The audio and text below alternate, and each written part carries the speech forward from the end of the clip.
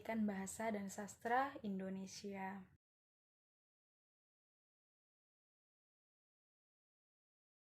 Baik, pada tugas akhir kali ini saya akan membahas dan menjelaskan sedikit tentang landasan neurologis pada bahasa. Dalam hal ini untuk memenuhi tugas psikolinguistik. Baik, selanjutnya saya akan membahas apa itu bahasa. Bahasa adalah sistem komunikasi yang digunakan oleh manusia. Dan di dalam perkembangan bahasa ini terdapat beberapa faktor yang mempengaruhi terjadinya sebuah bahasa. Faktor yang pertama yaitu faktor biologis atau faktor yang berasal dari diri kita sendiri. Dan faktor kedua dan yang terpenting yaitu faktor neurologis. Faktor neurologis membahas tentang kaitan antara otak manusia dengan bahasa. Neurologis mempunyai kaitan yang erat dengan bahasa, karena kemampuan manusia berbahasa ternyata bukan hanya karena lingkungannya, tetapi karena kodrat neurologis yang dibawanya sejak lahir. Betapa besar peranan otak kita di dalam pemerolehan, pemahaman, dan pemakaian bahasa. Nah, di dalam proses pemahaman bahasa itu ada namanya proses enkode dan proses dekode. Proses enkode adalah proses dari sebuah pemikiran menjadi sebuah komunikasi.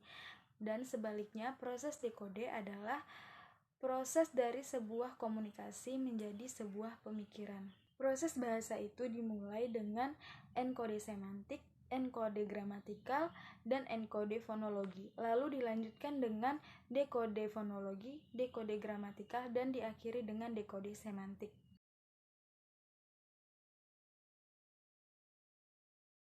Nah, selanjutnya saya akan membahas struktur otak pada manusia. Struktur otak manusia terbagi menjadi 4 fase. Fase yang pertama yaitu perkembangan ukuran otak. Fase yang kedua yaitu perkembangan reorganisasi otak. Fase yang ketiga yaitu munculnya fiber-fiber dalam otak. Dan fase yang keempat atau fase yang terakhir yaitu munculnya dua hemisfer yang asimetris.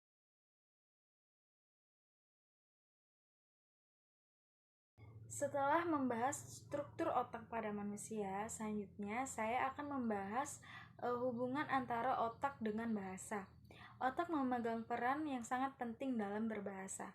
Jadi hubungan otak dengan bahasa ini dipengaruhi dari otak kanan dan otak kiri yang bekerja dengan perilaku manusia.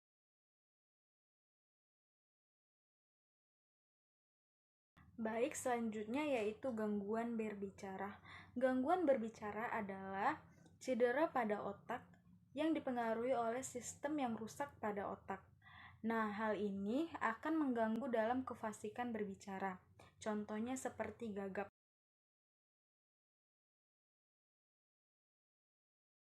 Selanjutnya, hipotese umur kritis.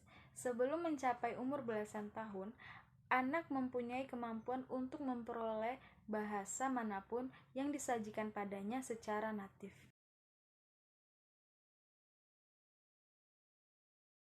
Selanjutnya, kekidalan atau kekinanan.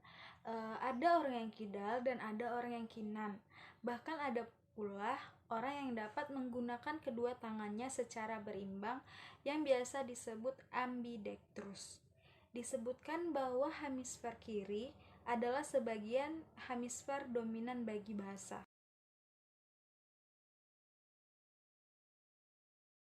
Berikutnya yaitu otak pria dan otak wanita. Perbedaan otak pria dan otak wanita terletak pada bentuknya, yaitu hemisfer.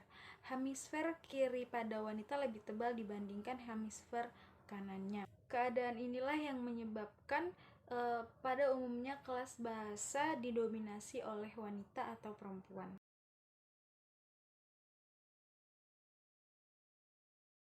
Nah, yang berikutnya yaitu bahasa sinyal. Bahasa sinyal ini mempergunakan tangan dan jari-jari untuk membentuk suatu kata dan kalimat.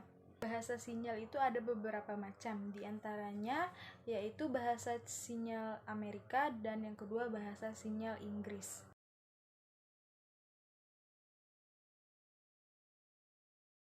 Yang terakhir yaitu metode penelitian otak.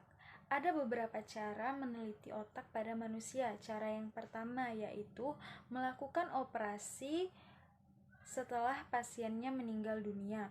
Yang kedua, melakukan pemisahan hemisfer kiri dan kanan untuk mengobati penyakit epilepsi pada pasien yang masih hidup atau sadar.